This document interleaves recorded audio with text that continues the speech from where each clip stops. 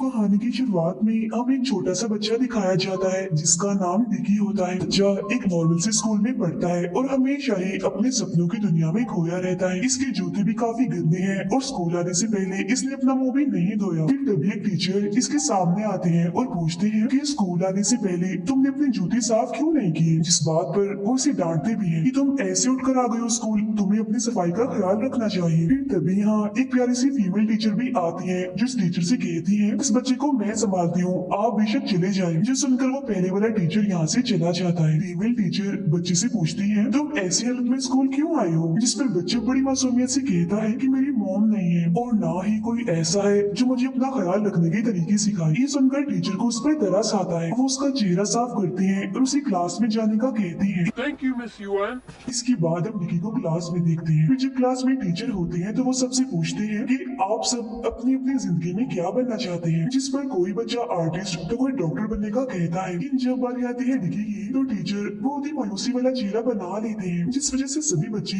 Dickey पर हंसने लगते हैं। डिकी बोलता है मैं गरीब ही रहना चाहता हूँ क्योंकि मेरे लिए अमीरी गरीबी कुछ नहीं है। मेरा मानना ये है कि इंसान की अच्छी आदत सबसे बढ़कर है। टीचर जो कि उसकी बात बड़े गौर से सुन रही थी उनके हाथ से पेन नीचे गिर जाता है। तब डिकी जल्दी से पेन उठाता है और टीचर को देने लगता है, लेकिन टीचर उसे डांट देते हैं और कहते हैं चलो तुम अपनी सीट पर जाओ। जिसके बाद वो अपनी सीट पर चला जाता है और टीचर उस पेन को टिश्यू से उठाती है। हम डिकी के डैड को देखते हैं जो मजदूर है, वो अपना काम कर रहे होते हैं और साथ ही अपने बेटे को भी याद कर रहे होते हैं। स्कूल में एक शरारती बच्चा जिसका नाम जॉनी है उसने काफी महंगा रोबोट खरीदा होता है। तब बच्चे इस रोबोट को देख रहे होते हैं और तभी डिकी भी इस रोबोट को देखने आगे बढ़ता है, मगर जॉनी उसे पीछे कर देता है और कहता है पीछे हटो, इस रोबोट को तुम हाथ नहीं लगा सकती। फिर जॉनी एक और लड़की जो काफी ताकतवर थी उसका भी मजाक बनाता है, You're gonna eat yourself to death. जिसमें डिकी उसे ऐसा करने से मना करता है कि तुम्हें ऐसे किसी का भी मजाक नहीं उड़ाना चाहिए। अब वो लड़की तो रोते रोते यहाँ से चली जाती है, पर डिकी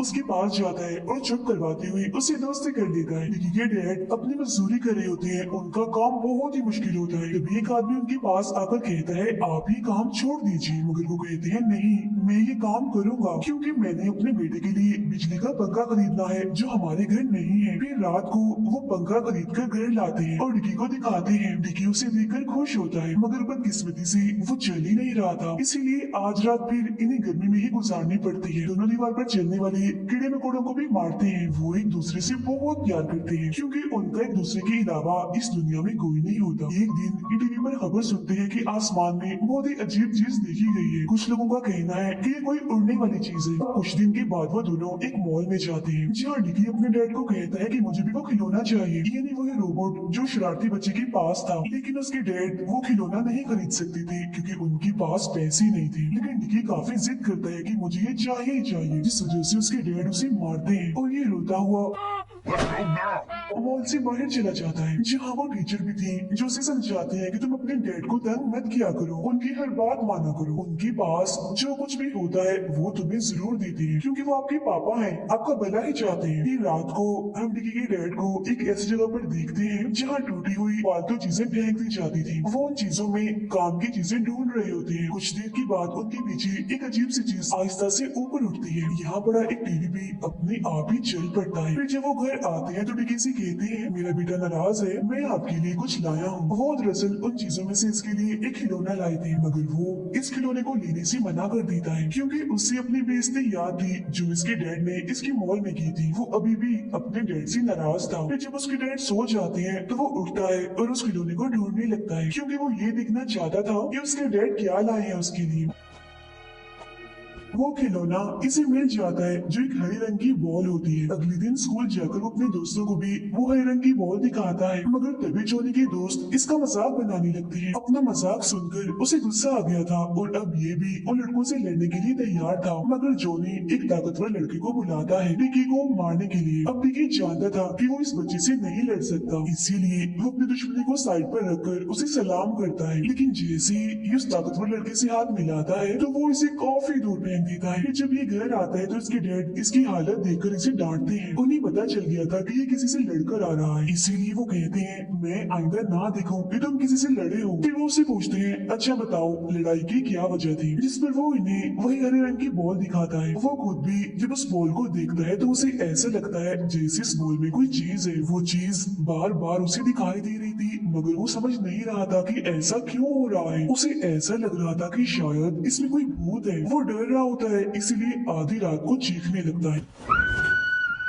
उसके डैड जब उसे तंग आ गई थी उसे अलमारी में बंद कर दी थी। वो अंधेरे में उस बॉल को देखता है जो बहुत ज्यादा चमक रही होती है, उससे बहुत सारी रोशनी निकलती है और फिर यही रोशनी उसे देखते ही देखते आसमान में पहुंचा देती है। ये देखता है कि वही बॉल अब एक अजीब सी मखलूक में बदल रही थी। कुछ वक्त के बाद उसके डैड उसे अलमारी से बाहर निकाल लेते हैं। ये अपने डैड से कहता है अब मैं एक अच्छा बच्चा बनूंगा और आपको जरा भी तंग नहीं करूंगा। फिर अब उसके डैड काम पर चले जाते हैं, जिसके बाद ये उसी बॉल से बनी चीज यानी उसी छोटी सी क्रिएचर मखलूक को देख रहा होता है जो बहुत प्यारी क्यूट सी लगती है। इसे ये जानता था कि कोई भी इसे कबूल नहीं करेगा, इसीलिए वो इसे सबसे छुपा कर रखना चाहता था। अब डिकी उससे सवाल करता है जिससे उसे पता चलता है कि ये एक एलियन डॉग है जिसका नाम CJ7 है। ये दोनों एक साथ वक्त गुजारते हैं और बहुत खुश थे एक साथ। वो एलियन डॉग डिकी के लिए गलेसन सेब को भी बिल्कुल नया बना देता है, जिससे डिकी को लगता है कि मेरे नए दोस्त इन्हें CJ7 के पास तो जादुई ताकतें भी हैं। फिर अगली सुबह डिकी अपने एलियन डॉग के साथ स्कूल जाता है, जहाँ तभी रास्ते में उनके सामने एक दूसरा डॉग आ जाता है और वो डॉग उन पर हमला करने वाला होता है। मगर उससे पहले एलियन डॉग आगे बढ़कर उस डॉग से लड़ता है और डिकी को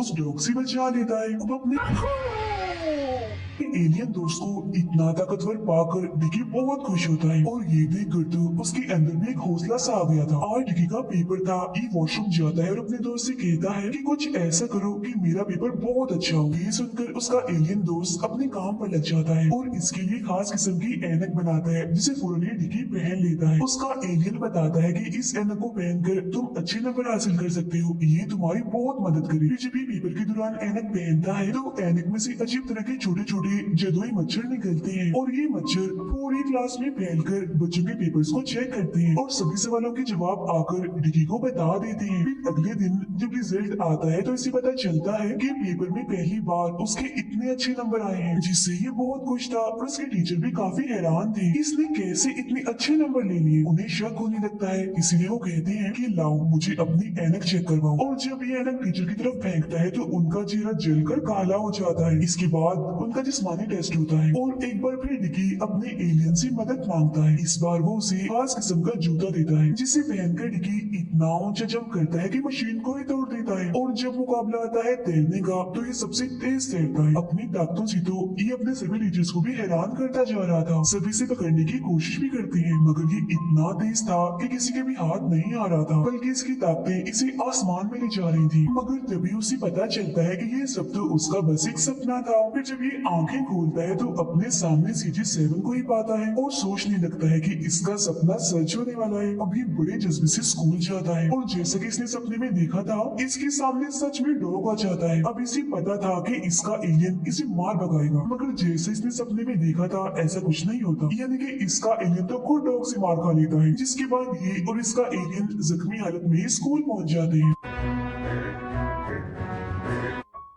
अब जैसा कि सपने में देखा था आज हकीकत में भी इसका पेपर ही था। तभी अपने एलियन से कहता है प्लीज मेरी मदद करो ताकि मैं पेपर में पास हो जाऊं, अच्छे नंबर लूं। क्योंकि उसे लग रहा था कि क्या पता सच में उसका एलियन उसे ऐसी कोई ऐनक दे जिससे उसे सभी सवालों के जवाब मिल जाए। अब यहाँ भी उसका सपना पूरा नहीं होता क्योंकि वो एलियन इसे कोई ऐनक नहीं बल्कि कोई गंदी सी चीज देता है।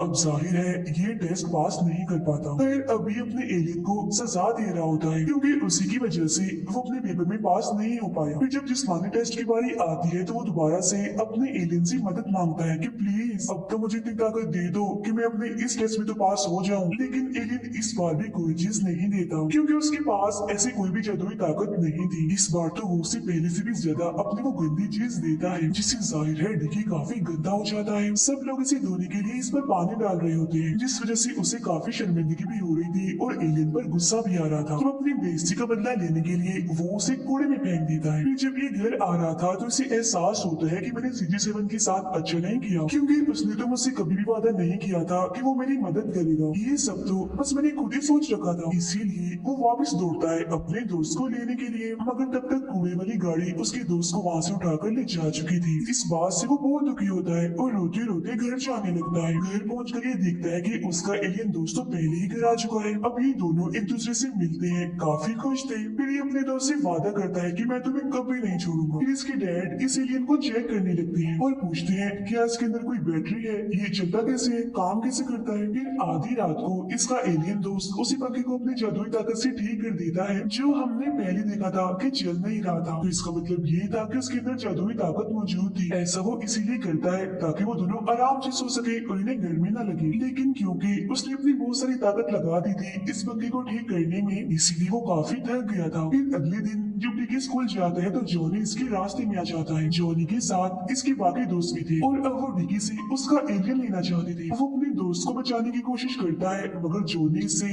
वो एलियन ले लेता है। वो सब औजारों से इस एलियन को जैक करने इसका जायजा लेना चाहते थे। जब डिकी उसे रोकता है तो जॉनी उसे मारने लगता है, लेकिन खुशकिस्मती से यह वही ताकतवर लड़की आ जाती है जो अब डिकी की दोस्त थी। तो अब यहाँ वो ताकतवर लड़का और लड़की आपस में लड़ते हैं। इस लड़ाई में डिकी की दोस्त यानी वो ताकतवर लड़की जीत जाती है। बच्चों के टीचर जब इन्हें लड़ता हुआ देखते हैं तो कहते हैं कि मैं तुम लोगों से बहुत गुस्सा हूँ और अब तुम्हें सजा दे रहा हूँ। सजा ये है कि तुम्हें एक जगह पर खड़ी रहना है। तभी पौधों के पीछे डिकी CJ7 को देखता है जो भागकर डिकी के पास आता है। ये देखकर सभी काफी हैरान रह जाते हैं कि आखिर कैसे एक इंसान और खिलौने में इतना अच्छा ताल्लुक बन गया है। कैसे ये दोनों एक दूसरे के अच्छे दोस्त बन गए हैं। उधर डिकी के डैड अपने सभी वर्कर्स को बताते हैं कि मेरे बेटे ने अपने पेपर में बहुत अच्छे नंबर लिए हैं, मगर कोई भी उनकी बातों में दिलचस्पी नहीं लेता। तभी उसके डैड की बॉस आकर बताते हैं कि तुम्हारे बेटे ने कोई अच्छे नंबर नहीं लिए हैं, बल्कि उसने खुद ही 0 को 100 बना लिया है और तुमसे झूठ बोला है। ये सुनकर उसके डैड को यकीन नहीं आता, इसीलिए उनकी बॉस के साथ लड़ाई हो जाती है। इस लड़ाई की वजह से उसके डैड को अब इस जॉब से निकाल दिया जाता है। इसके बाद वो सोचते हैं कि इस बारे में मुझे अपने बेटे से जरूर पूछ लेना चाहिए, क्या पता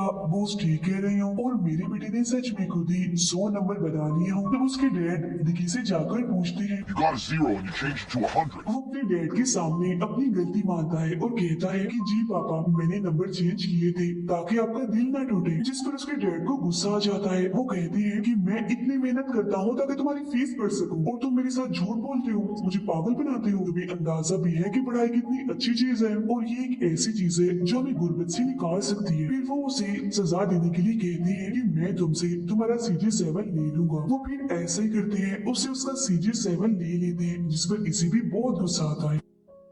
इसीलिए वो अपने डैड से कहते हैं कि आप मेरी जिंदगी से चले जाएं, मुझे आपके साथ नहीं रहना। इस पर उसके डैड कहते हैं कि हाँ मैं चला जाऊंगा अगर तुम अगले टेस्ट में 60 से ज्यादा नंबर लोगे तो। फिर अगले दिन उसके डैड स्कूल में खाना देने के लिए जाते हैं, जहाँ बुरे टीचर उसके डैड से मिलती है और कहती है कि मुझे बहुत खुशी होगी अगर डिकी पेपर में अच्छे नंबर ले तो। ये सुनकर उसके डैड को भी काफी खुशी होती है और वो कहते हैं कि आपने हमेशा मेरे बेटे का बहुत ख्याल रखा है और मैं आपका दिल से शुक्रिया अदा करता हूँ। फिर उसके डैड अपने काम वाली जगह पर जाते हैं और अपने बॉस से माफी मांगते हैं, मगर उनके बॉस उन्हीं से ही माफी मांगते हैं और कहते हैं कि गलती मेरी ही है, मुझे ही आकर तुम्हारे बेटे के बारे में ऐसी बात नहीं करनी चाहिए थी। मुझे यकीन है कि तुम्हारा बेटा एक दिन बड़ा आदमी बनेगा और अपनी जिंदगी में कामयाब होगा। इसके बाद वो अपने काम पर वापस लौट आते हैं। It's my lucky day.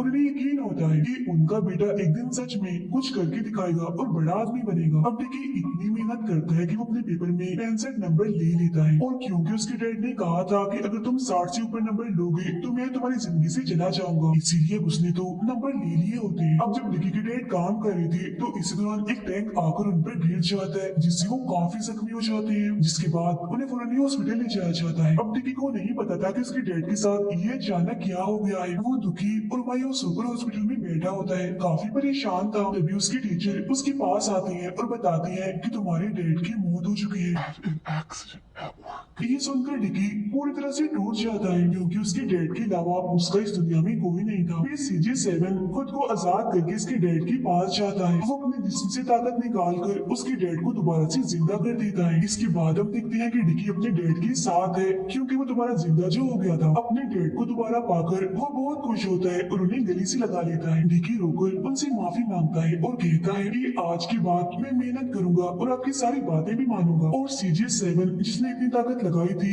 वो काफी थक गया था, जिसके बाद वो कमजोर पड़ता पड़ता बेहोश हो जाता है। मतलब कि अब वो चलना बंद हो गया था। निकी हर कोशिश करता है ताकि वो उसे होश मिला सके और वो दोबारा चल जाए, मगर ऐसा कुछ भी नहीं होता। इसके बाद वो अपने एलियन दोस्त को ऐसे ही अपने पास रख लेता है क्योंकि उसे यकीन होता है कि एक ना एक दिन उसका दोस्त दोबारा ठीक हो जाएगा। स्कूल में भी सब कुछ ठीक हो गया था और उस ताकतवर लड़के और उस लड़की की दोस्ती हो जाती है। निकी को अभी भी यकीन था कि एक ना एक दिन वो अपने दोस्त की आवाज दोबारा जरूर सुनेगा। फिर तभी वो आसमान में एक स्पेसशिप देखता है जिससे उसके दोस्त में जान आने लगती है, जिससे निकी खुश हो जाता है क्योंकि उसे ऐसा लग रहा था कि शायद मेरा दोस्त दोबारा से काम करना शुरू कर देगा। तभी हम देखते हैं कि एक प्यारी सी क्यूट सी चीज जो उसके दोस्त के जैसे ही थी वो उसके पास आ रही होती है। ये भी दरअसल एक CJ7 ही थी और ये अकेली नहीं बल्कि इसके पीछे हजारों CJ7 थे। ये असल में अचानक से हमारी जमीन पर आ गई थी। इसी के साथ ही फिल्म यहीं पर खत्म हो जाती है।